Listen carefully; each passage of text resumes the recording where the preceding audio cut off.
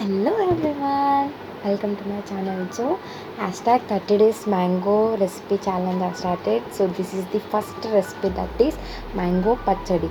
So for that I have taken here grated mango, around 2 raw mangoes I have took here. So for that I'll be adding around, as per your taste, you can add red chili powder and pinch of turmeric and salt also as per your taste. So now mix it well so that the chili powder and the turmeric salt mixed well with the raw mango. Mix for at least 5 to 10 minutes so that it enhances the flavor completely.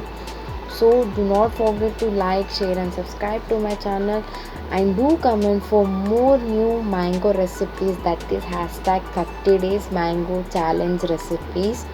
So this is the first recipe. So now I'll be adding the baga, that is hot oil that is crackled with jeera, rye and curry leaves. So this gives the best flavor, and you can keep this pachadi, or we can call pickle, for around 1 week, 6 to 7 days. It be fresher. So you can see mango pachadi is ready.